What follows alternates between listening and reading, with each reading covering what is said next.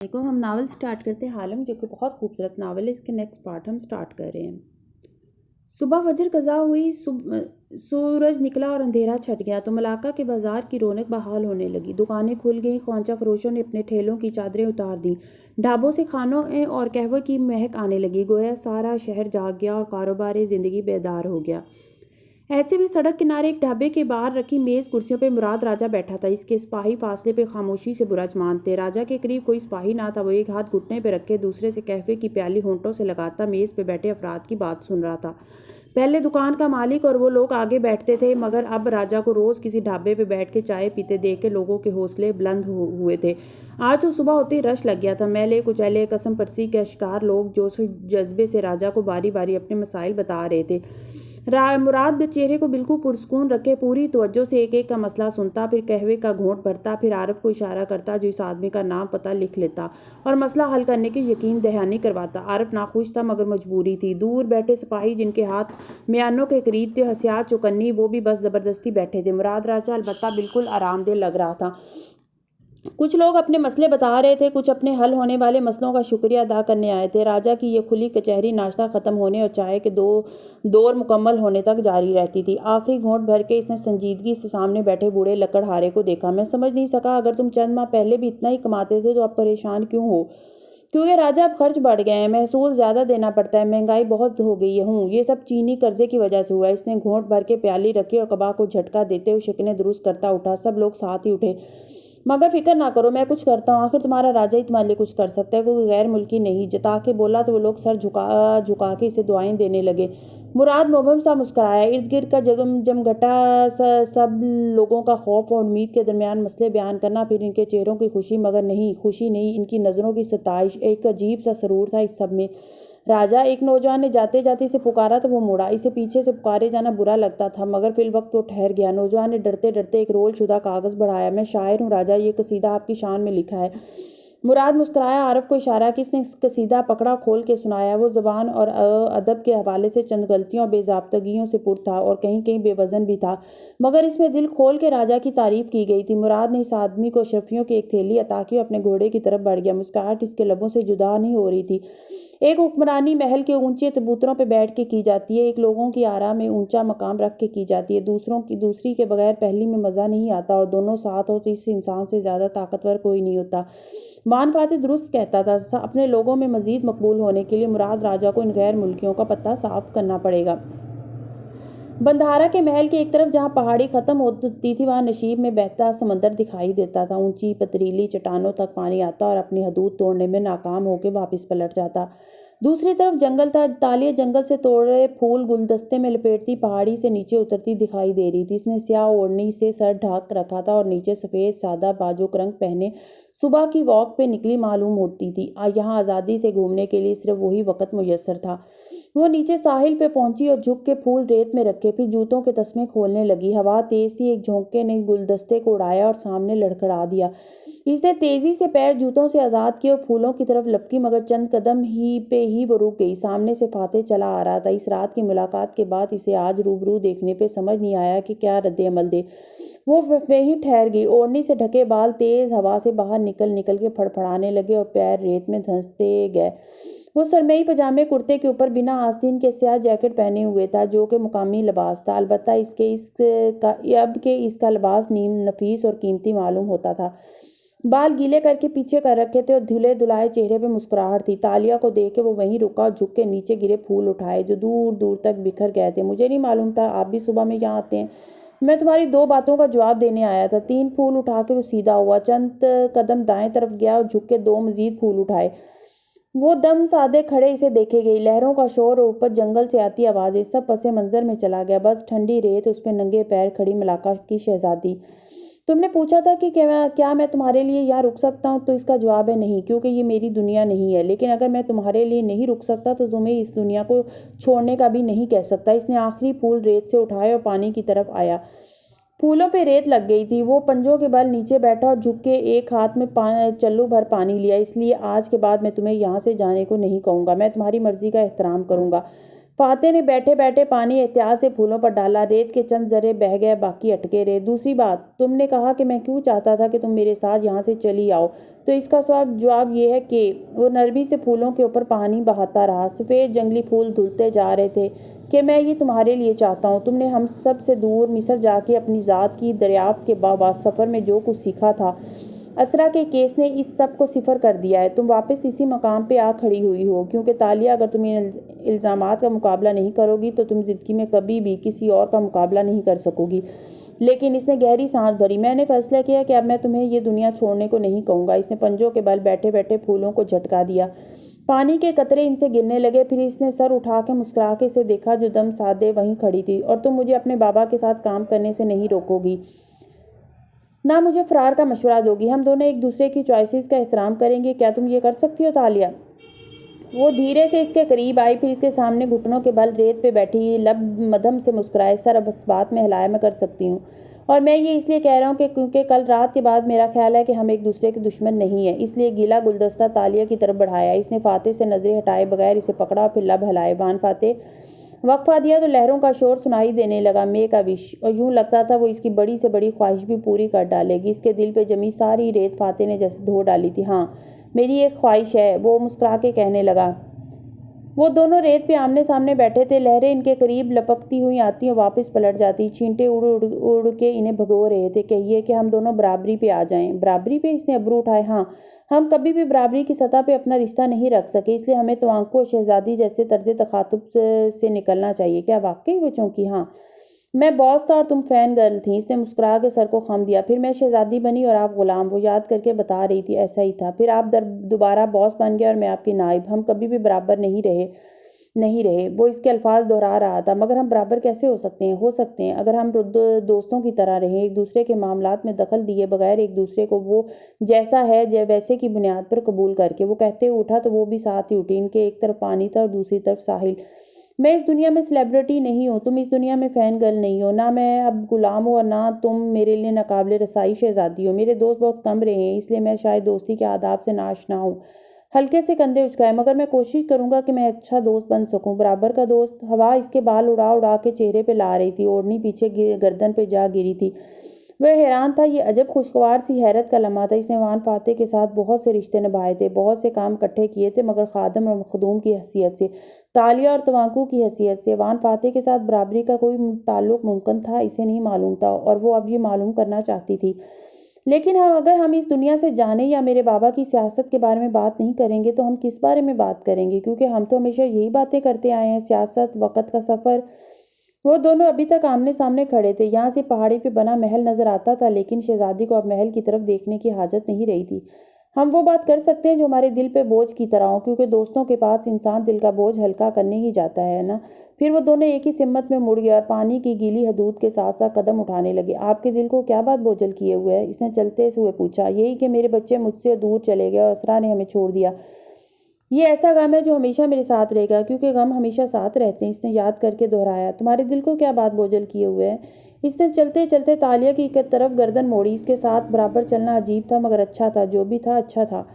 بابا نے ایڈم کو زخمی کر دیا تھا، جس کی وجہ سے اس کے پاس صرف ایک ماں ہے، اور مجھے اس کی دوا 1 ماہ کے اندر ڈھونڈنی ہے۔ وہ مختصراً سارا واقعہ بتاتی گئی۔ اوہ!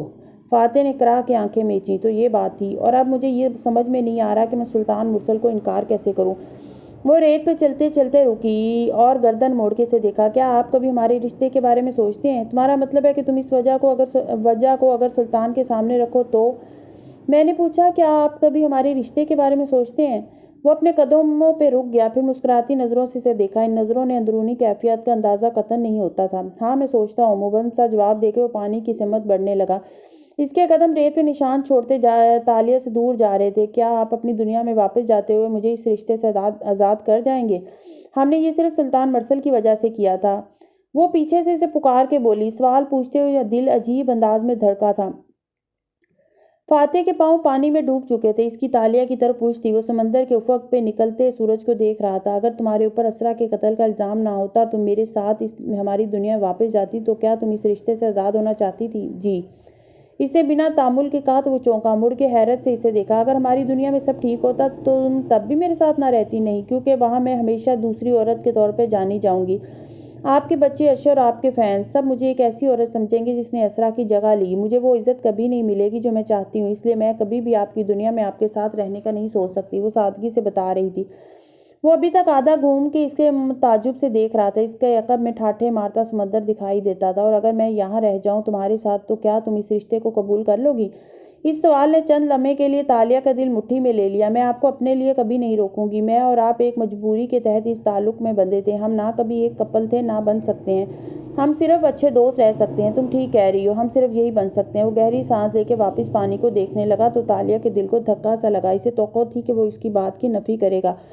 کچھ اختلافات ہم صرف رد کیے جانے کے لیے پیش کرتے ہیں، مگر وان فاتح نے اس کی تائید کر دی تھی. یعنی وہ دونوں کبھی بھی ایک ساتھ نہیں رہ سکتے تھے. وہ دو دنیاؤں کے دو مختلف باشندے تھے. ان کا آسمان ایک جیسا نہ تھا. تم سلطان مرسل کو بتا کیوں نہیں دیتی کہ تم پہلے سے شادی شدہ؟ وہ موضوع کو وہیں لے آیا جہاں سے اس کا رخ بدلا تھا. سوچ رہی ہوں یہی کہہ دوں. مار تو نہیں دے گا وہ مجھے؟ یعنی تم واقعی ملاقہ کی ملکہ نہیں بننا چاہتی؟ اس کے انداز پہ تالیہ کی ساری خوش اخلاقی ہوا ہوئی. آنکھیں اٹھا کے خفگی سے گھورا. مانا کہ وہ ملاقہ کا سلطان ہے. اس کے پاس ہزاروں سپاہیوں کے لشکر ہیں جو اس کے ایک اشارے پہ چاند تارے توڑ کے لا سکتے ہیں. لیکن ایک لہر امڑ کے آئی، اس کے پیر بھگو گئی. ٹھنڈا یخ پانی پیروں کو برف کر کے پیچھے ہٹ گیا. تالیہ سن سی وہیں کھڑی رہ گئی. وہ ملاقہ کا سلطان ہے اور وہ مجھ سے شادی کرنا چاہتا ہے، اس نے بے یقینی سے دہرایا. فاتح بغور دیکھنے لگا. تو مجھے اس سے شادی کر لینی چاہیے. وہ چونک کے بولی. کیا ہوا؟ مگر تالیہ نے تیزی سے اپنے جوتے اٹھائے. محل کی سمت قدم اٹھانے لگی. گلدستہ اس نے پانی کی طرف اچھال دیا اور خود آگے بڑھتی گئی. کیا مطلب تمہیں اس سے شادی کر لینی چاہیے؟ وہ ناگواری سے اسے پکار رہا تھا. تالیہ کے پلان ہے، تالیہ کی مرضی. شہزادی مبہم مسکراہٹ کے ساتھ کہتی اس سے دور ہوتی جا رہی تھی. کتب خانے کے کونے میں بچھا بچھونا اور اس پر لحاف میں دبکا ایڈم سو رہا تھا جب کسی نے کھڑکی اس کے اوپر کھول دی. روشنی اتنی تیز تھی کہ بند آنکھوں سے بھی ایڈم کو محسوس ہوئی تھی. اس نے نقاہت سے لحاف اتار کے سر باہر نکالا. اٹھو ایڈم، تمہیں ایک کام کرنا ہے. کمزور سا ایڈم حیرت سے اٹھ بیٹھا. کیا ہمیں دعا مل گئی؟ مگر پھر اس کا چہرہ بجھ گیا. لیکن اتنی جلدی کیسے مل سکتی ہے؟ اس میں تو بہت وقت لگے گا. ریاضی پڑھی تھی نا بچپن میں؟ وہ اس کی میز سے قلم خطوات الٹ پلٹ کرتے ہوئے کہہ رہی تھی. ایک سادہ سا ریاضی کا سوال ہے. اگر ایک آدمی 1 گھنٹے میں 1 اینٹ بناتا ہے تو 10 گھنٹے میں کتنی اینٹیں بنائے گا؟ 10. لیکن کون سی اینٹ ہے جو 1 گھنٹے میں بن جاتی ہے؟ مثال دے رہی ہوں. اگر 10 کی جگہ 100 آدمی اینٹیں بنانے لگ جائیں تو 1 گھنٹے میں کتنی اینٹیں بن جائیں گی؟ 100. ہمارے پاس 1 ماہ ہے مگر ہم 2 ہیں. بلکہ اس کے کمزور وجود کو دیکھا. بلکہ تقریباً 1.5 ہی ہیں. پھر آنکھوں میں چمک اتری اور لبوں پہ مسکراہٹ. مگر وہ کون ہے جس کے پاس سارے ملاقہ کی حکومت ہے، دولت ہے، ہزاروں کی فوج ہے؟ سلطان مرسل شاہ. ہاں، اور وہ میری تمام شرائط ماننے کو تیار ہے. کون سی شرائط؟ وہی جو میں ابھی اس کے سامنے رکھنے جا رہی ہوں. وہ مسکرا کے کہتے ہوئے اس کے سامنے آلتی پالتی کر کے بیٹھی اور کاغذوں کا دستہ گھٹنے پہ رکھا. پھر قلم سیاہی میں ڈبو کے لکھنے لگی. اگر آپ میری یہ 7 مانگیں پوری کر سکیں جن کا سوال میں آپ سے کر رہی ہوں سلطان معظم، تو میں آپ سے شادی کر لوں گی. دوسری صورت میں ہمیشہ کے لیے ملاقہ چھوڑ کے چلی جاؤں گی اور آپ چاہیں بھی تو مجھے نہیں ڈھونڈ سکیں گے. ایڈم سیدھا ہو کے بیٹھا. بے یقینی سے اسے دیکھا. آپ میری دعا کے اجزاء سلطان سے مانگیں گی؟ ڈائریکٹلی نہیں مانگ سکتی. بالخصوص طلائی گلاب تو بالکل نہیں مانگ سکتی، ورنہ اس کو اندازہ ہو جائے گا کہ ہم کسی جادو والے کام میں ملوث ہیں. اس لیے میں 4 ایسی مانگیں رکھوں گی جو اجزائے ترکیبی سے متعلق ہیں. پہلی شرط: مچھروں کے ساتھ بھرے ہوئے تشت. 100 آدمی اگر اکٹھے مچھر پکڑنے لگ جائیں تو ہفتے بھر میں تشت بھر کے لا سکتے ہیں. ہمیں دوا کے لیے 7 تشت چاہیے ہیں. یاک! ایڈم نے برا منہ بنایا تو تالیہ نے ابرو اچکائے. کیا تمہیں بھول گیا کہ تم نے مجھے گراس ہوپرز کھلائے تھے؟ وہ اسے گھور کے رہ گیا. دوسری شرط: جامنی پھول کے رس کی 7 بوتلیں. 1 پھول سے 1 قطرہ نکلتا ہے. سلطان کی فوج کے سینکڑوں آدمی اکٹھے لگ جائیں تو یہ کام بھی ہو جائے گا. تیسری شرط: جرثوموں کے دل سے بھرے 7 تشت. چوتھی شرط: کنواری عورتوں کے آنسو سے بھری 7 بوتلیں. وہ رکی اور گننے لگی. باقی تمام اشیاء میرے سپاہی خود ڈھونڈ لیں گے. ان 4 چیزوں کے علاوہ صرف طلائی گلاب ماورمس ہے جو ہمیں چاہیے. وہ کچھ سوچنے لگی پھر مسکرائی. طلائی گلاب اول خیر کے پاس ہے جس کے سونے چاندی کے ڈھیر اور غلاموں کی کثرت اس کو طاقتور بناتے ہیں. اگر یہ اس سے لے لیے جائیں تو میں اس سے طلائی گلاب آسانی سے حاصل کر سکتی ہوں. وہ کیسے؟ اور پھر ایڈم کو یاد آیا جو اس نے برنگاریا ملاؤیوں میں پڑھا تھا. پل؟ ہاں، سونے کا پل. وہ مسکرائی. مجھے اب سمجھ آیا کہ شہزادی تاشا نے یعنی میں نے وہ عجیب شرط کیوں رکھی تھی. 5ویں شرط یہ تھی کہ میرے محل سے سلطنت محل تک سونے کا ایک پل تعمیر کیا جائے جس پہ چل کے میں سلطان سے ملنے جاؤں. اور 6ٹھی شرط: ایک چاندی کا پل جس پہ چل کے میں واپس آ سکوں۔ ان پلوں کی تعمیر کے لیے سلطان کو سونا چاہیے، چاندی چاہیے، اس بیگار کے لیے غلام چاہیے۔ تینوں چیزیں اسے ایک ساتھ اول خیر سے مل جائیں گی، اور اول خیر آسانی سے اسے یہ سب دے دے گا؟ ظاہر ہے وہ انکار کر دے گا۔ اس لیے سلطان اول خیر کو ڈالے گا جیل میں اور اس کا سب کچھ ضبط کر لے گا۔ طلائی گلاب غیر محفوظ ہو جائے گا اور میں اسے حاصل کر لوں گی۔ تالیہ کا پلان تیار تھا۔ ایڈم چند لمحے کچھ بول نہ سکا۔ اور آخری مانگ؟ میں نے اس بارے میں بھی سوچا ہے، لیکن دیکھو ایڈم، میری ساتویں اور آخری مانگ دراصل شفاق نہیں ہے بلکہ ناممکن ہے۔ میں نے سلطان سے خون کا ایک پیالہ مانگنا ہے، سلطان مرسل شاہ کے اپنے خون کا پیالہ، جس میں ان کے والدین کے خون کی آمیزش ہو۔ اپنا خون نکالنے کے لیے سلطان کو خود کو مارنا پڑے گا، اور ویسا کر ہی نہیں سکتا۔ بنگاریہ مرایوں کے مطابق اس نے آخری مانگ پوری نہیں کی تھی۔ ہاں، آخری مانگ پوری کرنے کے لیے جب وہ اپنی کلائی کاٹنے لگا تھا تو شہزادی تاشا نے بروقت اس کے پاس جا کے اس کو بچا لیا تھا اور اسے کہا تھا کہ وہ ایسے نہ کرے، وہ تو صرف اس کا امتحان لے رہی تھی۔ یوں سلطان بھی بچ گیا اور ان کی شادی بھی نہیں ہوئی۔ یہ شرط رکھی اس لیے گئی تھی کہ سلطان اسے پورا نہ کر سکے۔ آپ کو یقین ہے کہ وہ خود کو نہیں مارے گا؟ وہ کتاب جھوٹ نہیں بولتی، شہزادی تاشا اسے بچا لے گی، اور سلطان مرسل ایسے نہیں مرا تھا، وہ بعد میں کسی اور طریقے سے مرا تھا۔ اس لیے میرے یہ سوال بالکل محفوظ ہیں، کچھ غلط نہیں ہوگا۔ چیتالیہ کہ میری دعا کے لیے اتنا بڑا خطرہ مول لینا ٹھیک ہے؟ آپ کو میرے لیے سلطان سے اتنا بڑا ناٹک کرنے کی ضرورت نہیں ہے۔ تمہاری دعا کے لیے میں سب کچھ کروں گی ایڈم۔ دوسری دنیا میں وقت تھما ہوا ہے، تمہارے والدین منتظر ہیں، میں تمہیں یہاں سے ٹھیک کر کے ہی بھیجوں گی، مجھے میرا وعدہ نبھانے دو۔ ایڈم نے آہستہ سے سر ہلایا۔ مجھے کیا کرنا ہے؟ تمہیں میری یہ شرائط لے کے سلطان کے پاس جانا ہے۔ میں بابا کے کسی قاصد کو بھیجنا نہیں چاہتی کہ وہ کہیں کچھ غلط نہ کر ڈالے، مجھے صرف تم پہ اعتبار ہے۔ وہ اب سر جھکائے تیز تیز قلم کاغذ پہ رگڑ رہی تھی۔ ایڈم راضی نہیں لگتا تھا، مگر اس کے پاس اختلاف کرنے کے لیے کوئی نقطہ ہی نہیں بچا تھا۔ سلطنت محل کے دربار میں لاٹھی کے سہارے قدم قدم چلتا ایڈم بن محمد آگے بڑھ رہا تھا۔ اس کی ایک بغل تلے بیساکھی تھی اور دوسری ہاتھ میں طے شدہ مراسلہ تھا۔ وہ یرکان کے مریض کی طرح زرد لگتا تھا۔ تخت پہ مرسل شاہ براجمان تھا، مشروب کے گھونٹ بھرتا دلچسپی سے اسے دیکھ رہا تھا۔ شاہی مورخ بیمار لگتا تھا، مگر سلطان کی دلچسپی اس مراسلے میں تھی جو وہ ساتھ لایا تھا۔ شہزادی تاشا کی 7 مانگیں، ایڈم نے پڑھ کے سنانا شروع کیا، پھر بیٹھنے کی اجازت مانگی۔ اس سے کھڑا نہیں ہوا جا رہا تھا۔ سلطان نے اجازت دے ڈالی۔ میری پہلی مانگ یہ ہے کہ مجھے مچھروں کے دماغ سے بھرے 7 تشت چاہیے۔ ایڈم اب مورخ کی کرسی پہ بیٹھے مراسلہ کی شرائط پڑھ کے سنا رہا تھا۔ مرسل پھیل کے تخت پہ براجمان تشت سے انگور اٹھا اٹھا کے منہ میں رکھتا سن رہا تھا۔ دوسری مانگ، مجھے سبا کے جنگلوں میں اگنے والے جامنی زہریلے پھول کے رس کی 7 بوتلیں درکار ہیں۔ سلطان نے مسکرا کے چمکتی آنکھوں سے اس بات میں سر ہلایا۔ تیسری مانگ، مجھے کنواری عورتوں کے آنسوؤں سے بھری 7 بوتلیں دی جائیں۔ صبح ہوتے ہی شہزادی کے حکم پہ مزدور لگ گیا اور اس راستے کو توڑنے لگے تھے جو بندھارا کے محل سے سلطنت محل کو جاتا تھا۔ تالیہ اپنے کمرے کی بالکنی میں کھڑی مسکرا کے سارے عمل کا جائزہ لے رہی تھی۔ چوتھی مانگ، مجھے جرثوموں سے بھرے 7 تشت چاہیے۔ اپنے حرم کے باغیچے میں یان صوفہ بے چینی سے دائیں بائیں ٹہل رہی تھی۔ وانگ لی اس کو رازداری سے ایک ایک شرط پڑھ کے سنا رہا تھا۔ آخری شرط پہ ملکہ ٹھٹکی، پھر اس کا رنگ بدلا، وہ مسکرائی، آنکھیں چمکی۔ وانگ لی نے حیرت سے اسے دیکھا۔ شرائط رکھنے کا مطلب ہے شہزادی سلطان سے شادی کرنے کے لیے تیار ہے، ہمیں کچھ کرنا ہوگا ملکہ۔ شہزادی تاشا کو ابھی معلوم نہیں کہ وہ کیا مانگ بیٹھی ہے۔ ہمیں کچھ نہیں کرنا، بس خاموشی سے تماشا دیکھنا ہے، وہ کہہ رہی تھی، اور وانگ لی تعجب سے دیکھ رہا تھا۔ میری 5ویں مانگ یہ ہے کہ آپ کے محل سے میرے محل تک ایک سونے کا پل تیار کیا جائے جس پہ چل کے آپ میرا ہاتھ مانگنے مجھ تک آ سکیں۔ اول خیر کی حویلی اس وقت مسلح فوجیوں سے بھری تھی۔ شاہی سپاہی اس کے غلاموں کو حراست میں لے رہے تھے اور صندوق کے صندوق لادے باہر جا رہے تھے۔ اول خیر کے چہرے پہ کالا کپڑا باندھے اسے گرفتار کر کے گھوڑا گاڑی میں بٹھایا جا رہا تھا۔ وہ چیخ رہا تھا، غرا رہا تھا، مگر اس کی بات نہیں سنی جا رہی تھی۔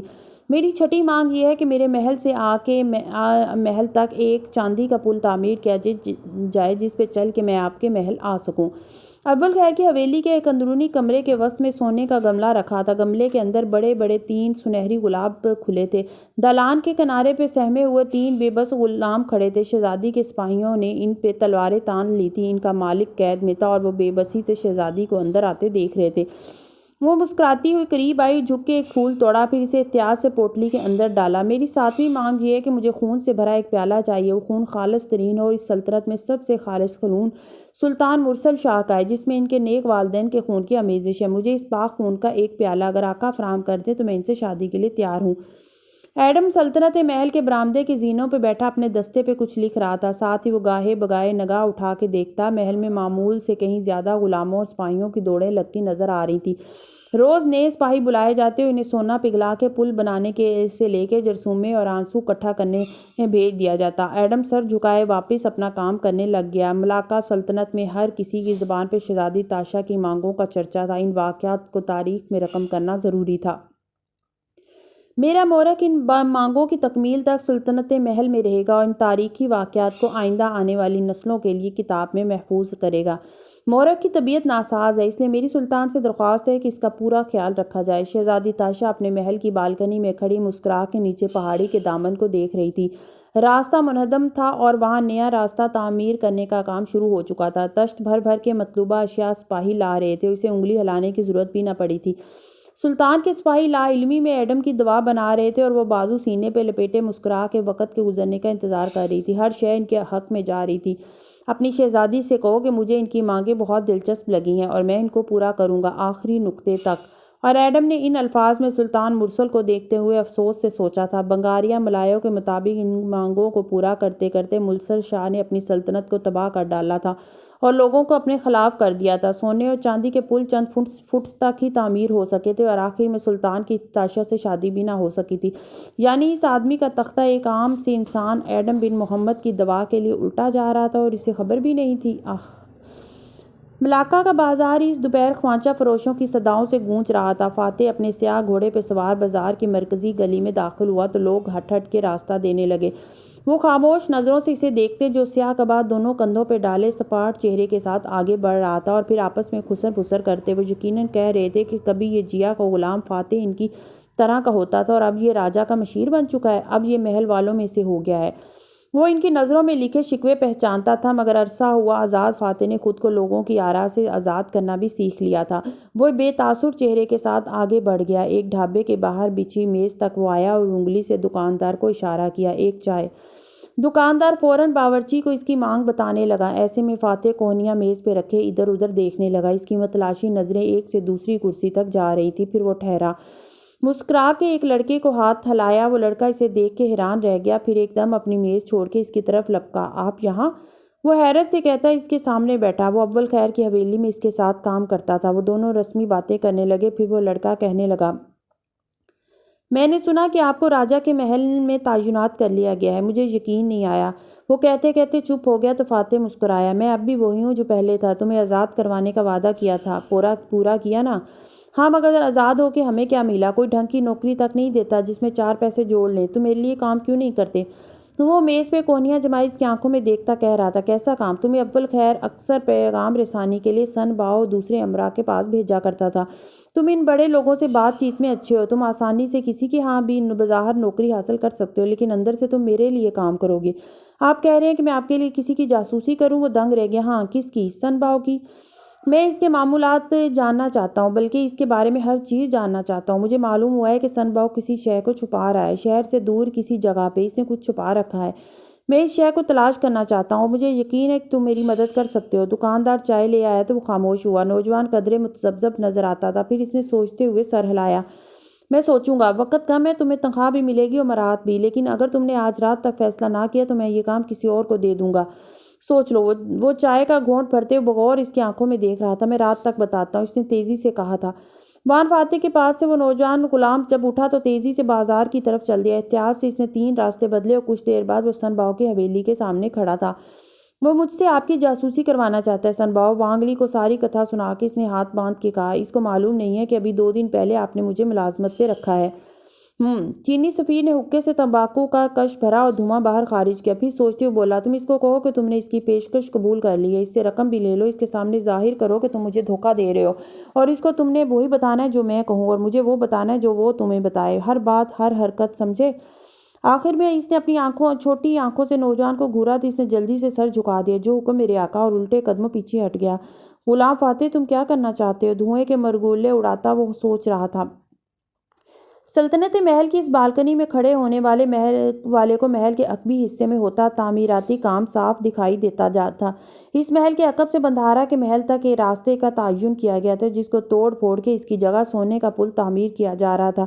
یہ گزرگاہ عام عوام کی پہنچ سے دور تھی۔ اس وقت سینکڑوں سپاہی اس کام پہ مامور تھے۔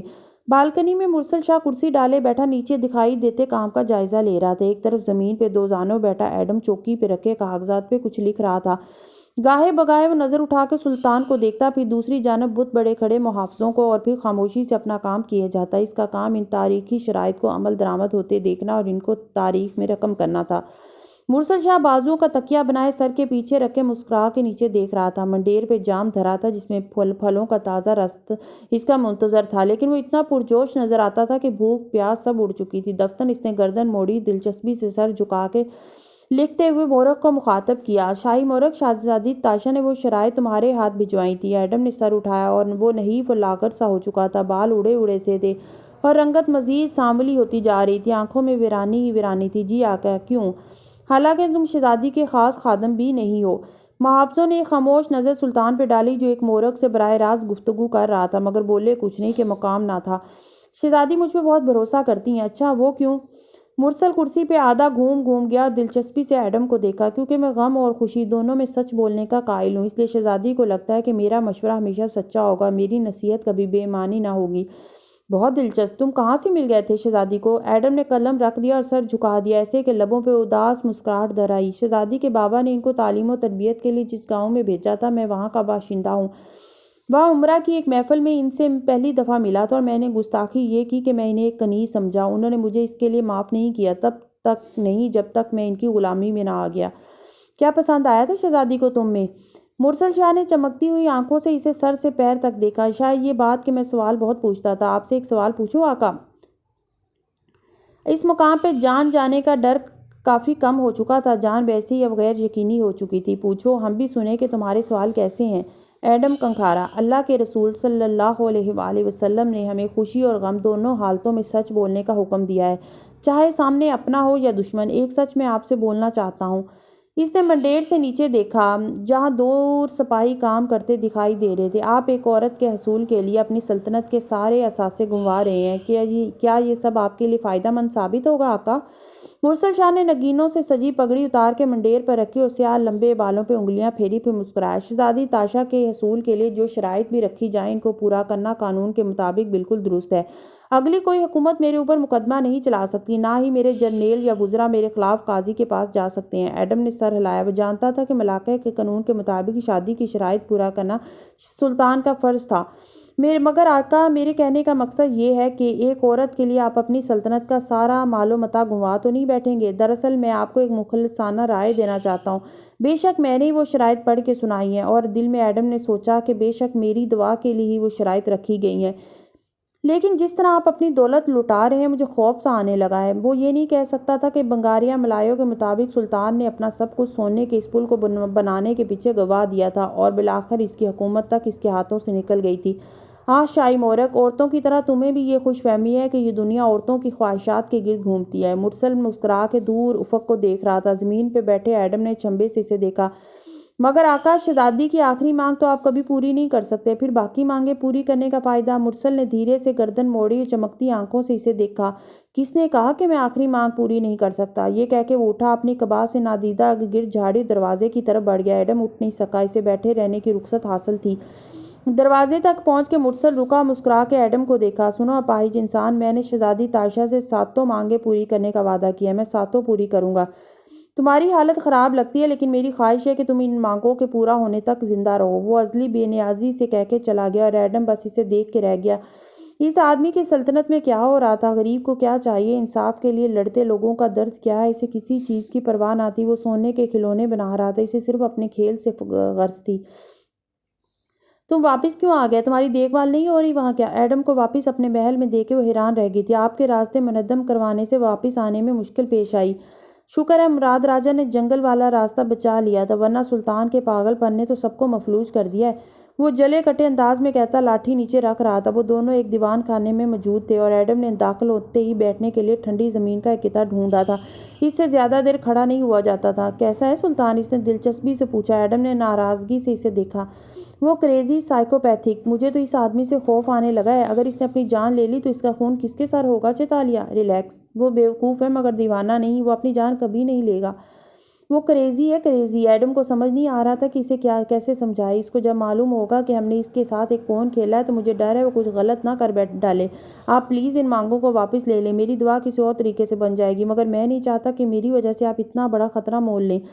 وہ بے بسی سے سامنے کھڑی شہزادی کو دیکھ رہا تھا۔ اب کچھ نہیں ہو سکتا ایڈم، میں نے تمہیں اس سب میں پھنسایا تھا، میں ہی تمہیں نکالوں گی۔ وہ شانے اچکا کے کہتی مڑ گئی تو زمین پہ بیٹھے ایڈم نے یاسیت سے اسے پکارا۔ میں آپ سے کچھ کہنا چاہتا ہوں چیتالیہ۔ وہ مڑی اور مسکرا کے اسے دیکھا۔ کہو۔ چند ثانیے خاموشی کی نظر ہو گئے، پھر ایڈم نے نفی میں سر ہلایا۔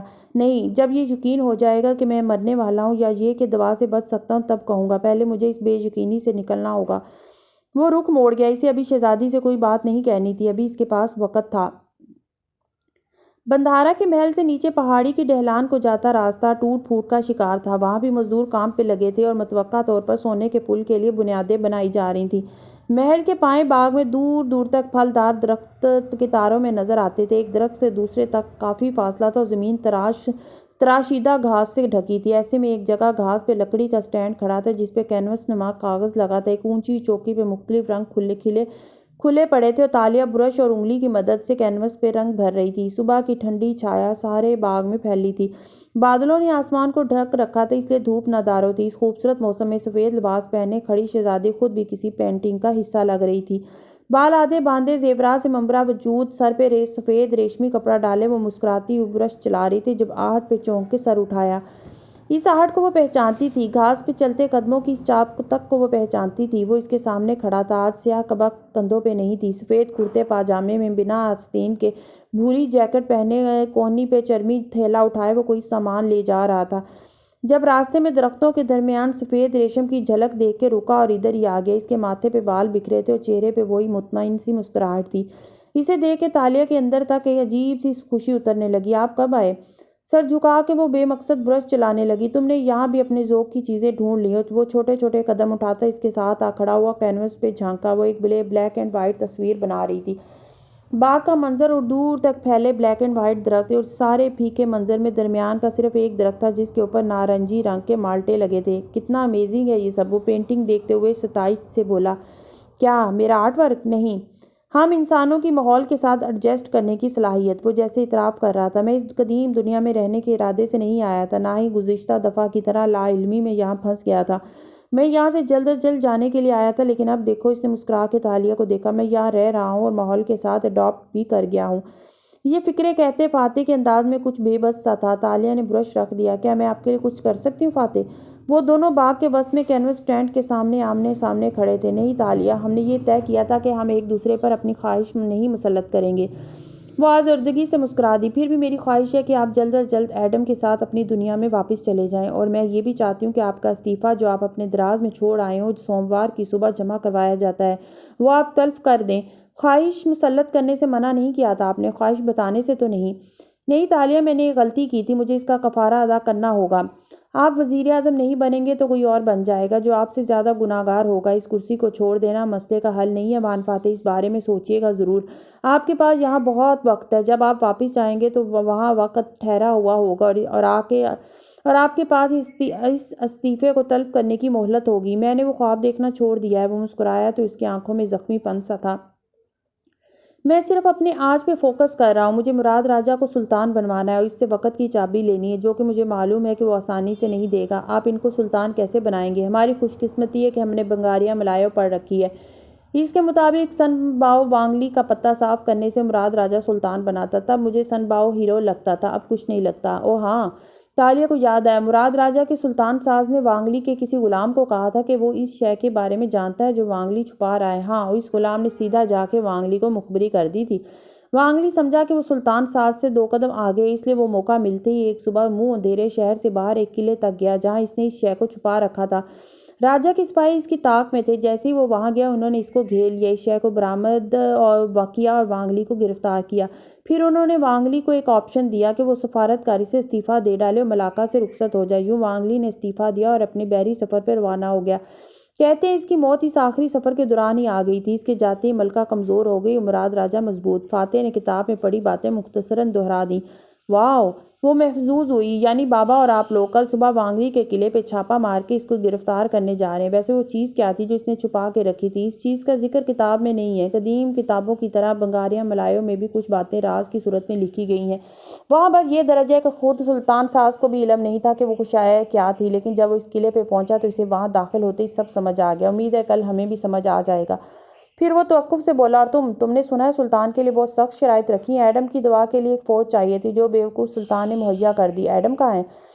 بابا کا کہنا ہے کہ اس کی حالت سمندر کے قریب رہنے سے بگڑے گی، اس لیے کچھ دن کے لیے اسے سلطنت محل بھیجا ہے۔ وہ زیادہ تر وہیں رہتا ہے اب۔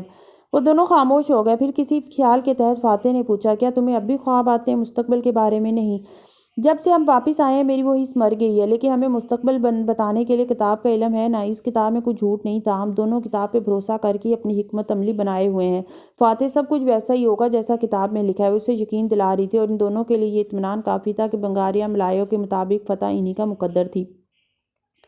اور جب میں سلطان کو خودکشی سے روک دوں گی، اسے کہوں گی کہ یہ شرط میں نے اس لیے رکھی تھی تاکہ وہ میری مانگوں کو کبھی پورا نہ کر سکے، اور جان لے کہ وہ زبردستی مجھ سے شادی نہیں کر سکتا، تو سلطان سر جھکا دے گا اور ہمارے راستے الگ ہو جائیں گے۔ ہم لامتناہی کھلاڑی ہیں، ہمارے پاس کتاب کی پیروی کرنے کے سوا کوئی راستہ نہیں ہے۔ درست۔ خیر، مجھے راجا کے پاس جانا ہے اور ان کو کل کے لاحِ عمل سے آگاہ کرنا ہے۔ شہزادی نے مسکرا کے سر ہلا دیا۔ وہ اب بھی اپنے تھیلے کو دیکھتے ہوئے اس سے رخصت مانگ رہا تھا۔ کچھ دن کے لیے صحیح، لیکن وہ دونوں ساتھ تو تھے، برابری کی سطح پہ ایک دوسرے سے مخاطب تو تھے، اس قدیم بلیک اینڈ وائٹ باغ کے وسط میں کھڑے دو رنگین نفوس۔ بندھارا کی خوابگاہ سے ملحقہ کمرہ نیم روشن تھا۔ دیوار پہ جانوروں کی کھالیں نمائش کے طور پہ آراستہ تھیں۔ ایک مشل کا ٹمٹماتا شعلہ مدھم روشنی بکھیر رہا تھا۔ کمرے کے وسط میں میز رکھی تھی جس پہ ایک نقشہ پھیلا تھا۔ میز پہ جھکے کھڑے راجا کے دائیں بائیں وہ دونوں موجود تھے۔ عارف نقشے پہ مختلف جگہوں پہ نشانات لگا رہا تھا اور فاتح سرگوشی میں مراد کو صورتحال سے آگاہ کر رہا تھا۔ میری اطلاع کے مطابق کل صبح سن باؤ منہ اندھیرے اس قلعے کی طرف جائے گا۔ ہمارے آدمی اور خود ہم بھی اس کی طاق میں ہوں گے۔ ہم اس کو وہیں جا لیں گے، اور اگر اس نے ہمیں چکمہ دے دیا اور ہم اس کا تعاقب نہ کر سکے۔ عارف نے سر اٹھا کے ایک دم سوال کیا۔ مراد نے اس سوال پہ خاموشی سے فاتح کا چہرہ دیکھا۔ اس نے گہری سانس لی اور مسکرایا۔ راجا، مجھے معلوم ہے میں کیا کر رہا ہوں۔ شہر کی ایک طرف سمندر ہے، باقی تینوں اطراف کی ناکہ بندی کروا دی ہے میں نے۔ سن باؤ شمال کی سمت ہی جائے گا، لیکن میں نے احتیاطاً دوسری دو اطراف میں بھی تعاقب کار بٹھا دیے ہیں۔ ہماری ٹولیاں جگہ جگہ سن باؤ کے لیے گھات لگا کے بیٹھی ہیں، ہم اسے نہیں کھوئیں گے۔ اس کا تعاقب کل صبح ہمیں لازمی اس قلعے تک لے جائے گا۔ اس کے جواب پہ مراد نے مطمئن سے انداز میں ہنکارا بھرا تو عارف نے پہلو بدلا۔ تم نے ابھی تک یہ نہیں بتایا کہ وہ شے کیا ہے جسے سن باؤ نے وہاں چھپا رکھا ہے۔ مشل کے پھڑپڑاتے شعلے کی روشنی فاتح کے چہرے کو نیم روشن کیے ہوئے تھی۔ اس کے تاثرات میں کوئی تبدیلی نہ آئی، وہ اسی اطمینان سے گویا ہوا، وہ شے وہیں جا کے آپ دیکھ لیں گے۔ ایسی حساس معلومات ابھی سے دینا دانشمندی نہیں ہے۔ دیواروں کے بھی کان ہوتے ہیں۔ ایک کٹیلی نظر عارف پہ ڈالی تو وہ چپ رہ گیا۔ خدا کرے ایسا ہی ہو وان فاتح، ہم چینی سفیر پر حملہ کرنے جا رہے ہیں۔ اگر ہم اپنے مقصد میں کامیاب نہ ہوئے تو ہم بہت بڑی مشکل میں پھنس سکتے ہیں۔ مراد راجا تنبیہ کرتے ہوئے کہہ رہا تھا۔ فاتح نے سر کو خم دیا۔ فکر نہ کریں، میرا علم دھوکہ نہیں دے گا، وہ پر اعتماد تھا۔ مراد راجا وہاں سے نکلا تو اس کا رخ سلطنت محل کی طرف تھا۔ اسے سلطان سے چند حکم ناموں پہ مہر اجازت ثبت کروانی تھی۔ وہ اپنے سپاہیوں کی مدد میں محل پہنچا تو معلوم ہوا کہ سلطان چند غیر ملکی سفیروں کے ساتھ ملاقات کر رہا ہے۔ اسے فارغ ہونے میں چند گھڑیاں لگنی تھی۔ مراد راجا دربار کے باہر باغیچے کے گھاس پہ ٹہلنے لگا، بازو پیچھے باندھے وہ دائیں بائیں چکر کاٹتے ہوئے کل کے مارکے کے بارے میں سوچ رہا تھا۔ جب اسے احساس ہوا کہ باغیچے میں اس کے علاوہ کوئی اور بھی ہے، وہ جو اتنی خاموشی سے ایک سنگی بینچ پہ بیٹھا تھا، خود میں سمٹا سا کہ اس کے ہونے یا نہ ہونے کا احساس تک نہیں ہوتا تھا۔ کیا حال ہے تمہارا؟ بڑے دن بعد دیکھا ہے تمہیں۔ مراد بینچ کے قریب آیا، ایڈم کو دیکھتے ہوئے سرسری سا پوچھا۔ وہ جو چادر اوڑھے وہاں گٹھری صورت بیٹھا دھوپ سینک رہا تھا، بس خاموش آنکھیں اٹھا کے اسے دیکھا۔ ان آنکھوں میں بیک وقت اتنی گلے اور شکایتیں تھیں کہ لب ہلانے کی ضرورت ہی نہ تھی۔ راجا نے افسوس سے نفی میں سر ہلایا۔ تمہیں ابھی تک غلط فہمی ہے کہ تمہاری حالت کا ذمہ دار میں ہوں۔ وہ اس کے ساتھ بینچ کے دوسرے کنارے پہ آ بیٹھا تو ایڈم ناگواری سے مزید سمٹا۔ مراد راجا نے ٹانگ پہ ٹانگ جمائی اور سامنے پھیلی سرما کی دھوپ کو دیکھنے لگا جو ایک دم بادل چھٹنے سے نکل آئی تھی۔ حالانکہ اپنی حالت کے ذمہ دار تم خود ہی ہو۔ تم نے بندھارا مراد راجا کو صحیح سے پرکھا ہی نہیں۔ وہ واقعی افسوس سے ایڈم کو دیکھ کے کہنے لگا، تم نے مجھ سے اور کس چیز کی توقع کی تھی؟ کہ تم مجھ سے دعا مانگنے آؤ گے اور میں سونے کے تشت میں اسے رکھ کے تمہارے حوالے کر دوں گا؟ یعنی آپ سے انسانی ہمدردی کی توقع کرنا میرا قصور ہے؟ سب تمہارا قصور ہے ایڈم، سب کچھ۔ راجا نے بے نیازی سے شانے اچکائے۔ اسی لیے میں چاہتا ہوں تم یہاں سے چلے جاؤ، دوا مل جائے گی تو ہم دونوں یہاں سے چلے جائیں گے۔ آپ کی دنیا میں رہنے کا شوق نہیں ہے ہمیں۔ تم اپنی بات کرو۔ دونوں سے مراد میں اور وان فاتح ہیں، شہزادی تائشہ کی بات نہیں کر رہا میں۔ کہا نا تم اپنی بات کرو صرف، کیونکہ وہ دونوں میری اس دنیا میں خوش ہیں۔ راجا اپنی ہلکی داڑھی کھجاتے ہوئے سامنے افق کو دیکھتے ہوئے کہہ رہا تھا۔ ایڈم نے چونک کے اسے دیکھا، پھر اس کے ماتھے پہ بل پڑے۔ او وان فاتح نے آپ کو سلطان بننے کی امید دلائی تو آپ ان کو بھی اسی دنیا پہ رکھنے پہ راضی ہو گئے۔ مراد نے چہرہ اس کی طرف جھکایا، سرگوشی میں بولا، میری بیٹی نے اس سے شادی کی آدم، اگر اس کی بات درست ثابت ہو جائے، مرسل شاہ کا تخت الٹ جائے تو مجھے اپنی بیٹی کے اس رشتے پہ کیوں اعتراض ہوگا؟ مجھے کسی سلطان کا خوف نہیں ہوگا اور وہ ہمارے ساتھ رہ سکتا ہے۔ آپ یہ اپنی بیٹی کے لیے نہیں کہہ رہے، آپ کو وان فاتح کی صلاحیتیں اپنی طاقت بڑھانے کے لیے چاہیے، ہے نا؟ مراد نے آنکھوں میں چمک لی، ایڈم کو محظوظ انداز میں دیکھا۔ ہاں ایسا ہی ہے، اور میں نے اس بارے میں بہت سوچا ہے، مجھے وہ آدمی پسند ہے اور میں اسے اپنے ساتھ رکھنا چاہوں گا۔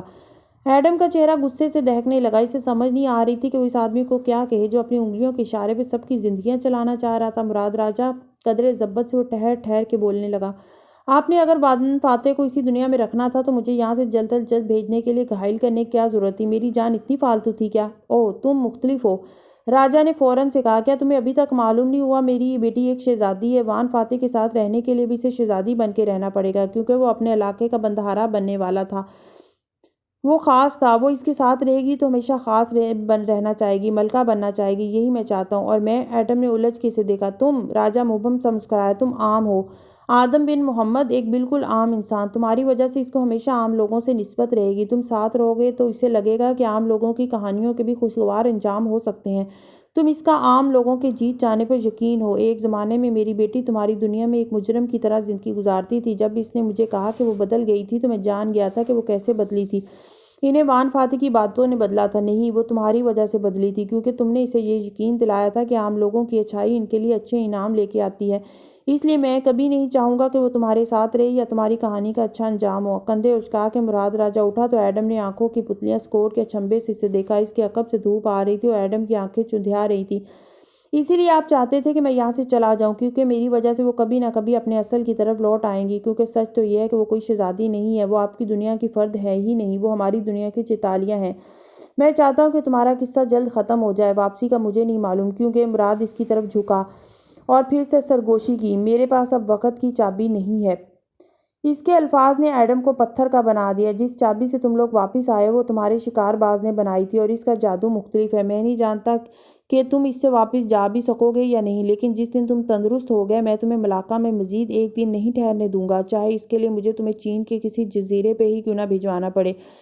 اس کے سرد انداز میں دھمکی بھی تھی اور اونت بھی، وہ اپنی کہہ کے سیدھا ہوا، کمر پہ ہاتھ باندھے اور آگے بڑھ گیا، مگر ایڈم کی ریڑھ کی ہڈی میں سرد لہر دوڑا گیا، وہ بالکل گم سم سا وہاں بیٹھا رہ گیا۔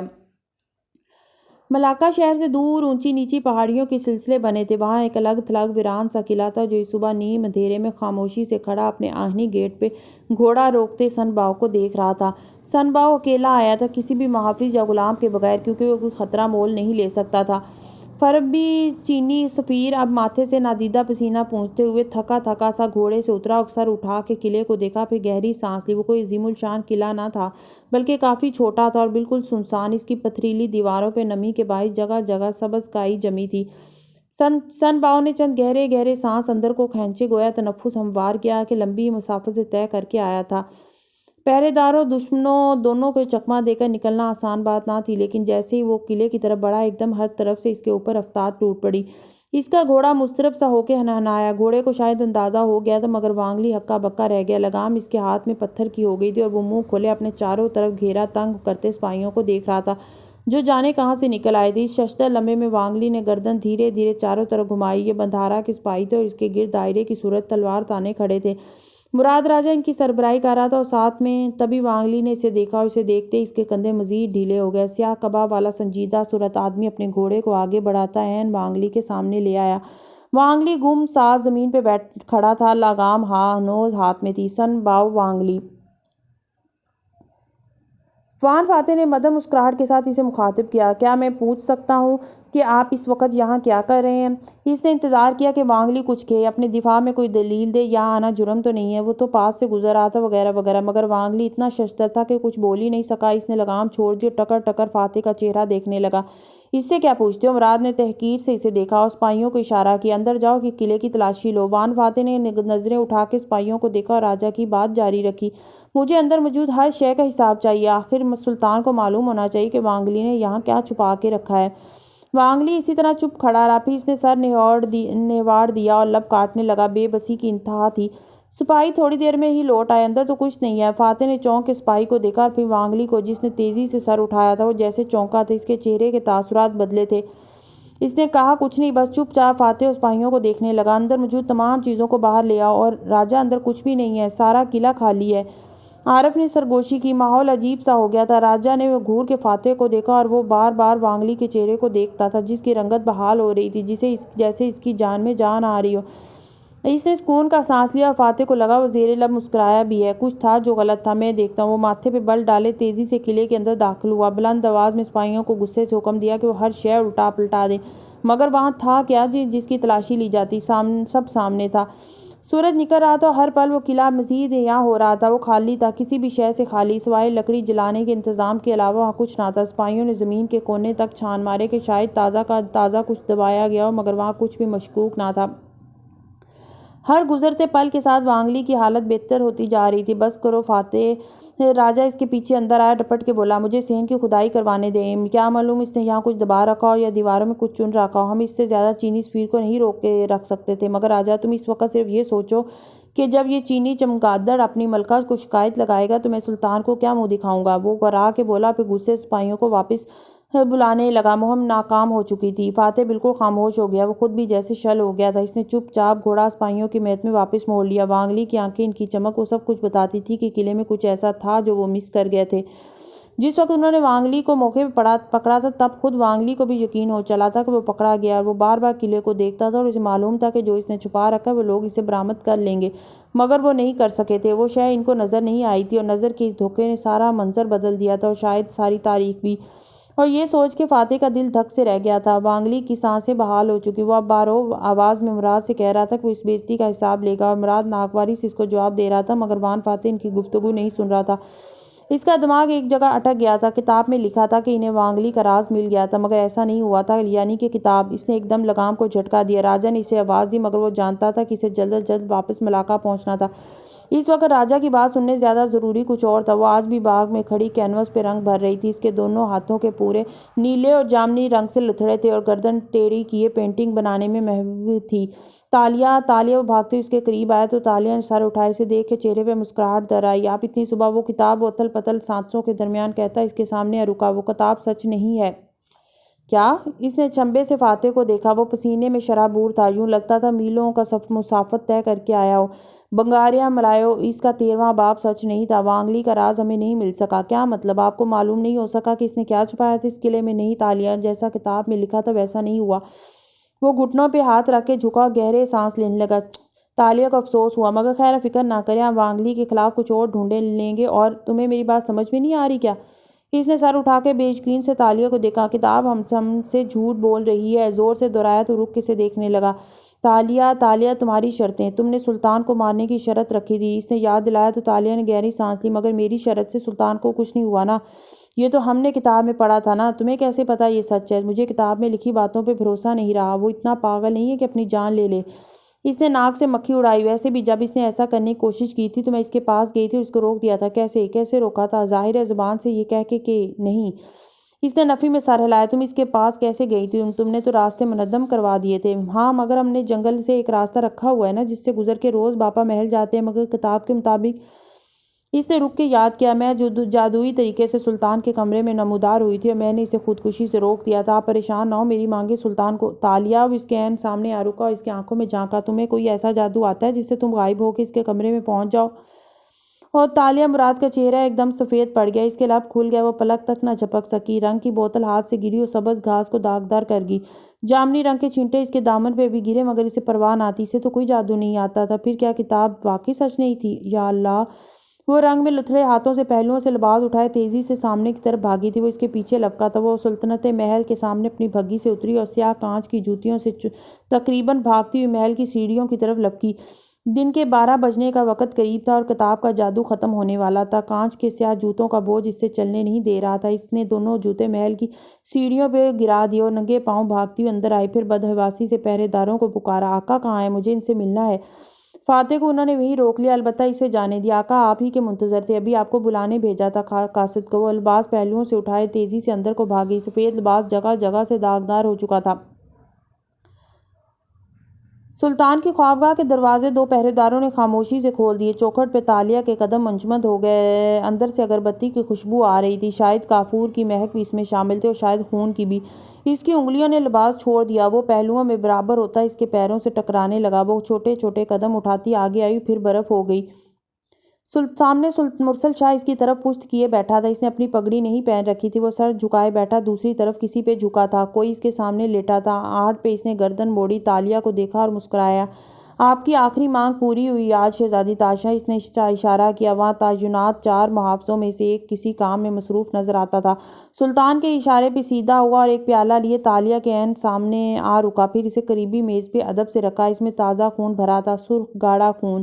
وہ اگلا سانس نہیں لے سکی۔ آپ کی مانگ مجھے بہت پسند آئی تھی شہزادی، مرسل نے اسی طرح بیٹھے بیٹھے بات شروع کی۔ مجھے آپ کو ایسا خون دینا تھا جس میں میرے اور میرے ماں باپ کے خون کی آمیزش ہو۔ اس مانگ نے مجھے وہ کرنے کا حوصلہ دیا جو میں ٹالے ہوئے تھا۔ مجھے خوف تھا کہ اگر میں نے کبھی ایسا کیا تو میرے اوپر مقدمہ چلے گا، لیکن اب نہیں، کیونکہ قانوناً یہ جائز تھا۔ یہ رہا آپ کا خون۔ یہ کہتے ہوئے وہ اٹھا۔ مرسل شاہ کے عقب کا منظر واضح تھا۔ وہاں رکھے ایک ٹھنڈے تختے پہ لیٹے وجود کا چہرہ نظر آیا۔ یہ میرے بھائی کا خون ہے جس میں ہم سب کے خون کی آمیزش ہے۔ تختے پہ لیٹا وجود ایک بچے کا تھا، بامشکل 9-10 سال کے بچے کا۔ اس کا چہرہ سفید تھا اور آنکھیں بند تھیں۔ اس کی گردن پہ ایک چھری پھیرنے کے نشانات تھے۔ وہ مر چکا تھا۔ مرسل نے خون میں ڈوبا خنجر پرے رکھا اور چلتا ہوا شہزادی کے عین سامنے آ کھڑا ہوا۔ وہ بس سن ہوئی اس بچے کی لاش دیکھ رہی تھی۔ کیا آپ کو نہیں معلوم تھا کہ میرا ایک بھائی بھی ہے؟ مگر نہیں، اکثر لوگوں کو نہیں معلوم تھا۔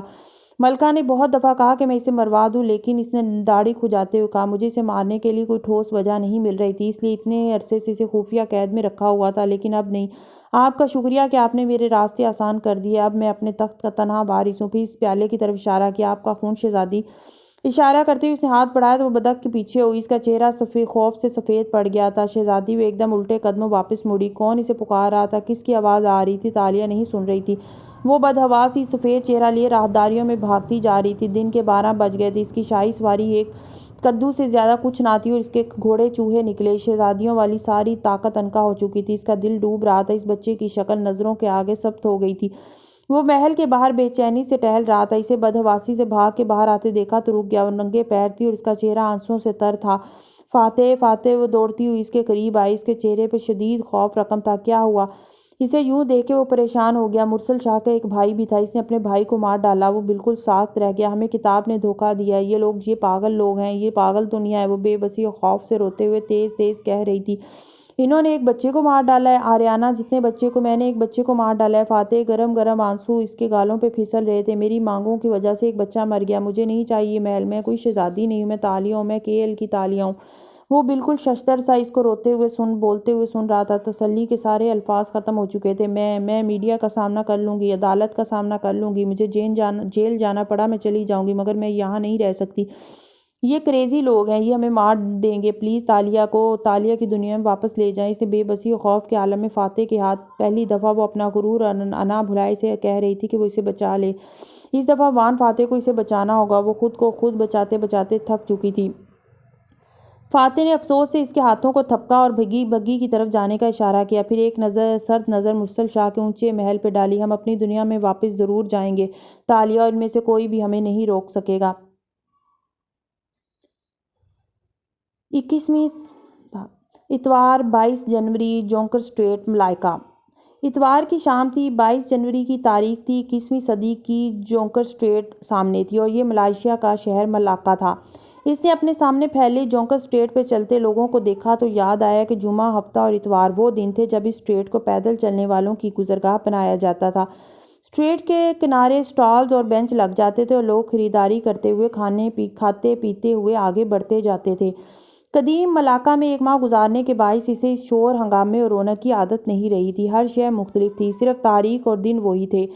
اتوار 22 جنوری کو وہ تینوں وقت میں پیچھے گئے تھے، پھر اسی تاریخ اور اسی دن میں اس کی واپسی ہوئی تھی، مگر یہ واپسی ویپسی نہیں تھی جیسی اس نے چاہی تھی۔ یہ واپسی بہت شفاف تھی اور اس کا دل توڑ گئی تھی۔ چند گھنٹے پہلے پیش آنے والے حالات کا صدمہ ابھی تک اس کے حواسوں پہ طاری تھا۔ اتنے شور میں تنہا بینچ پہ بیٹھے اسے معلوم تھا کہ اب زندگی کبھی ویسی نہیں رہے گی۔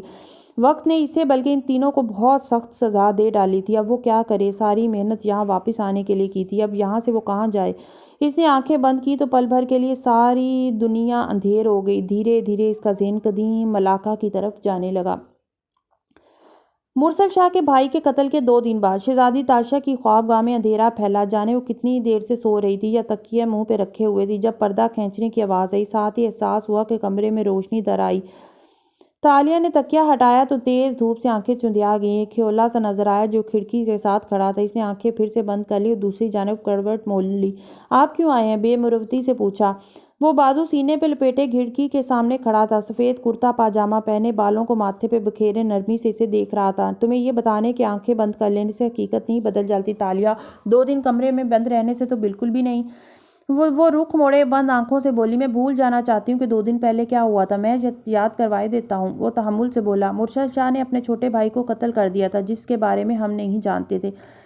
تالیہ کی بند پلکیں بھیگنے لگی۔ مجھے کیوں معلوم نہ ہو سکا کہ وہ ایسا کر سکتا ہے؟ کاش میں وہ شرائط نہ رکھتی۔ اس میں تمہارا قصور نہیں ہے تالیہ، وہ نرمی سے کہتے ہوئے آگے آیا۔ اس کی چاپ سن کے تالیہ نے قدم کروٹ واپس موڑی تو دیکھا وہ جھک کے اس کی تپائی پہ دھری دوا کی شیشی اٹھا رہا تھا۔ وہ بھیگی آنکھوں سے اسے دیکھے گئی۔ میں نے آریانہ جتنے بچے کو مارنے کی شرط رکھ دی۔ تم نے ایڈم کو بچانے کے لیے شرط رکھی تھی۔ جی، میں آخری شرطیں کچھ اور رکھ سکتی تھی، مگر میں نے خون لینے کی بات کیوں کی؟ کیل کے لوگ درست سمجھتے ہیں، میں واقعی ایک قاتل ہوں۔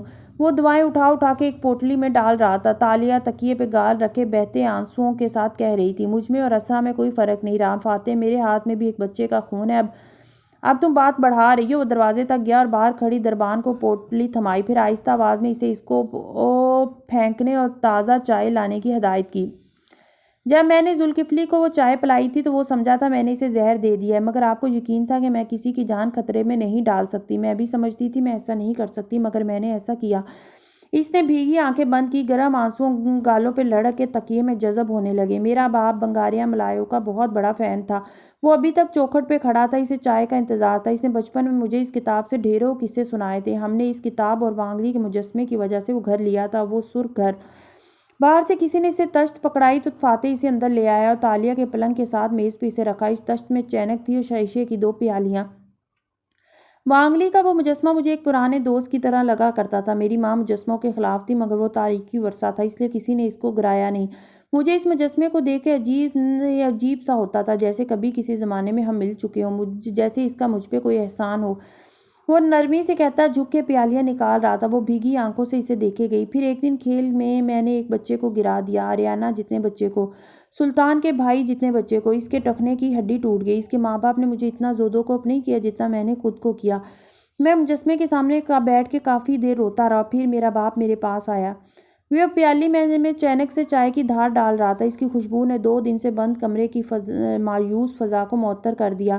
میرے باپ نے مجھ سے پوچھا کہ کیا میں نے جان بوجھ کے اس لڑکے کو مارا تھا، کیا میری نیت اس کو نقصان پہنچانے کی تھی؟ میں نے کہا ظاہر ہے نہیں، میں ایسا سوچ بھی نہیں سکتا تھا۔ تب مجھے میرے باپ نے وہ بات بتائی جو اس نے بنگاریاں ملایوں میں وانگلی کے حوالے سے پڑھی تھی، نہ جانے سچ تھی یا جھوٹ، مگر وہ اس طرح تھی۔ اس نے ایک چوکی کھینچ کے پلنگ کے ساتھ رکھی، پھر اس پہ بیٹھا اور نرمی سے تالیہ کو دیکھتے ہوئے چائے کی پیالی اس کی طرف بڑھائی۔ کیا بات؟ وہ اٹھ کے تکیوں کے سہارے بیٹھی، پھر آنکھیں رگڑی اور پیالی تھام لی۔ وہ گرم تھی اور تالیہ کے ہاتھ ٹھنڈے تھے، ٹھنڈے اور بے جان۔ وانگلی کہتا تھا، ہم انسان زندگی میں بہت سے ایسے فیصلے کرتے ہیں جن کا نتیجہ ہمیں شرمندہ کر دیتا ہے اور دکھی بھی، لیکن سچ یہ ہے کہ ہم نتیجے کے ذمہ دار نہیں ہوتے۔ اگر ہماری نیت اس غلط نتیجے کی نہیں تھی تو ہم قصوروار نہیں ہو سکتے۔ ذرا توقف سے اس کی آنکھوں میں جھانک کے بولا، کیا تم چاہتی تھی کہ مرسل اپنے بھائی کو مار دے؟ ہرگز نہیں، مجھے تو معلوم ہی نہیں تھا کہ اس کا کوئی بھائی بھی ہے۔ تو پھر تم اس چیز کے لیے کیسے ذمہ دار ہو جس کا تم نے ارادہ کیا اور نہ کوشش؟ وہ دوستانہ انداز میں سمجھا رہا تھا۔ تالیہ کی پلکیں پھر سے بھیگنے لگیں۔ آپ اچھے دوست ہیں، مجھے ڈرامہ سے نکالنے آئے ہیں، لیکن میں اس منظر کو کیسے بھلاؤں جو میں نے دیکھا تھا؟ وہ خون کا پیالہ، وہ لاش۔ کس نے کہا کہ بری یادوں کو بھولنا ضروری ہوتا ہے؟ بھولتے تو ہم کچھ بھی نہیں، جو ظلم ہمارے ساتھ ہوئے، جو ظلم ہم نے کیے، بھولنے کے علاوہ کوئی حل ہے کیا؟ اس یاد کا اثر لینا کیسے چھوڑ دوں؟ یہ تو تمہیں خود معلوم ہوگا کہ تمہیں ایسا کون سا کام کرنا چاہیے جو پچھلے غم کے اثر کو زائل کر دے۔ وہ اٹھتے ہوئے بولا، برے تجربے کو اچھے تجربے سے زائل کرنا سیکھو، چائے پیو اور یہ بستر چھوڑو، ہمیں اپنے لاہے عمل پہ کام کرنا ہے۔ کس چیز کا لاہے عمل؟ وہ گھونٹ بھرتے ہوئے چونکی۔ جواباً فاتح نے اسے گہری نظروں سے دیکھا۔ واپس جانے کا تالیہ، میرے خیال میں ہم یہ طے کر چکے تھے کہ تم اس کریزی دنیا میں نہیں رہنا چاہتی۔ وہ زور دے کر بولا تو وہ چپ ہو گئی، نظریں جھکا دیں اور چائے کے گھونٹ بھرنے لگے۔ ہاں، آپ کو یاد ہے ہم کس تاریخ کو یہاں آئے تھے؟ ہاں، 22 جنوری 2017، اتوار کا دن۔ ہم ذوالکفلی کے گھر کے تہہ خانے سے وقت کے سفر میں نکلے تھے۔ اس گھر کے سامنے ہی جونکر اسٹریٹ تھی۔ اس روز اس میں پہ بہت رش تھا۔ وہ چائے کی پیالی میں جھانکتے ہوئے کہہ رہی تھی، ہمارا لاہے عمل کامیاب ہو جائے گا اور ہم بہت جلد واپس اسی وقت اور اسی تاریخ میں پہنچ جائیں گے۔ تالیہ نے نظریں اٹھا کے اسے دیکھا۔ اس کی آنکھوں میں عجیب سا خوف تھا۔ مجھے وہ خواب پھر سے نظر آنے لگے ہیں۔ میں دیکھتی ہوں کہ جونکر اسٹریٹ میرے سامنے ہے، اس پہ معمول کا رش ہے اور کوئی بینچ پہ بیٹھا ہے۔ کون؟ وہ چونکا۔ میں نہیں جانتی، ایک سایہ سا نظر آتا ہے۔ اس وجود سے اداسی ٹپکتی ہے۔ دنیا اس کے گرد تیزی سے رواں دواں ہے، لیکن وہ وجود، وہ تنہا اور اداس بیٹھا ہے۔ مجھے نہیں معلوم اس کا کیا مطلب ہے، لیکن میں یہ خواب بار بار دیکھتی ہوں۔ یہ سب مسلسل بستر سے لگے رہنے کا نتیجہ ہے۔ تم کب اس بستر کو چھوڑ رہی ہو؟ بستر نہ چھوڑنے سے کیا فرق پڑے گا؟ اپنی بات رد کیے جانے پہ وہ برا مان کے بولی، یہ بستر ہی تو ہمارا دوست ہوتا ہے۔ اچھا؟ اس نے تعجب سے ابرو اٹھائے۔ ہاں، ہماری زندگی کے بڑے بڑے لمحات کا گواہ ہوتا ہے یہ۔ انسان اس پہ جنم لیتا ہے، انسان اس پہ مرتا ہے، اگر اس پہ نہ بھی مرے تو مرنے کے بعد اسی پہ لٹایا جاتا ہے۔ شادی کے وقت بھی اسی کو سجایا جاتا ہے، بیماری میں اسی سے لگا دیا جاتا ہے۔ وہ تلخی سے کہہ رہی تھی، ہم اس پہ روتے ہیں، بڑے بڑے فیصلے اسی پہ کروٹیں بدلتے ہوئے لیتے ہیں، اس پہ لیٹے ہوئے خواب بنتے ہیں، اسی پہ خوابوں کے ٹوٹنے کے غم میں روتے ہیں، اسی پہ اگلے دن کے ادھورے کاموں کو پلان کرتے ہیں۔ شاید ہمارا سب سے بڑا غم گسار یہ بستر ہی ہوتا ہے، لیکن اس سے لگ کے رہنا تمہارے غم کو بڑھا دے گا تالیہ۔ غمگین انسان کے لیے سب سے مشکل کام بستر چھوڑنا اور تیار ہو کے کمرے سے باہر نکلنا ہوتا ہے۔ یہ عمل آدھا غم دور کر دیتا ہے۔ جب تم اس سے باہر نکلو گی تو خود بخود ٹھیک ہو جاؤ گی۔ وہ جس خاموشی سے آیا تھا اسی طرح نکل گیا۔ تالیہ نے کھلے دروازے سے دیکھا کہ باہر کھڑے دربانوں نے وان فاتح کو سر جھکا کے تعظیم پیش کی۔ وہ سر کو خم دیتا تنی ہوئی بھوؤں کے ساتھ آگے بڑھ گیا۔ اس کو قدیم علاقہ میں بھی اپنا مقام واپس مل گیا تھا۔ وہ یہاں ایک شاہی مہمان کی طرح رہتا تھا، نہ کہ غلام کی طرح۔ وان فاتح بالآخر آزاد ہو چکا تھا۔ اس نے چائے کی پیالی رکھ دی اور ٹیک لگا کے چھت کو دیکھنے لگی۔ لکڑی کی اونچی چھت سے موم بتیوں کا فانوس لٹک رہا تھا۔ ان کے کناروں پہ پگھلی ہوئی موم کی دھار جم کے بے حد حسین نظر آ رہی تھی۔ تالیہ نے کرب سے آنکھیں بند کی۔ وہ سوچتی تھی کوئی کسی کو بچانے نہیں آتا، مگر کسی کے لیے کوئی آ بھی جاتا ہے، جیسے فاتح اس کے لیے آیا تھا۔ لیکن کوئی آ جائے تب بھی وہ ہمیں ہمارے ڈپریشن سے نہیں نکال سکتا۔ اپنے بستر سے انسان کو خود ہی نکلنا ہوتا ہے۔ وہ سیدھی لیٹی اور لحاف چہرے پہ تان کے ایک دفعہ پھر سے آنکھیں بند کر لیں۔ اتوار 22 جنوری، جونکر اسٹریٹ، ملاقہ۔ اس کے بینچ کے ارد گرد لوگ ہنوز خوش باش چہل قدمی کرتے بڑھ رہے تھے۔ کوئی کچھ کھا رہا تھا، کوئی ہنس رہا تھا۔ ایک اس کی دنیا تھی جو ویران ہوئی تھی۔ اس نے سوچنا چاہا کہ وہ یہاں اس بینچ پہ کیوں بیٹھی ہے، اسے اٹھا کیوں نہیں جا رہا، وہ چلا کیوں نہیں جا رہا۔ پھر اس نے کوشش کی کہ اٹھے، لیکن دماغ ابھی تک ماؤ تھا، ٹانگوں میں جان نہ تھی۔ وہ سن تھی، برف تھی، پتھر تھی۔ اس نے سوچا تھا کہ واپس اپنی دنیا میں آ کے سب ٹھیک ہو جائے گا، لیکن اب لگ رہا تھا کہ ہر شے کھو دی تھی، سب رشتے، سب محبتیں۔ اس کے پاس واقعی کوئی نہ بچا تھا۔ کس سے بات کہے، کس کے پاس جائے؟ اس نے وقت کے باقی دونوں مسافروں کو بھی کھو دیا تھا۔ ایک ہی ذرا سی غلطی نے ان تینوں کو جدا کر دیا تھا۔ یہ باتیں بار بار اپنے ذہن کو بتانے کے باوجود اسے ابھی تک یقین نہیں آ رہا تھا۔ یہ سب ہوا کیسے؟ اس نے کیسے سب کچھ کھو دیا بس ایک لمحے میں؟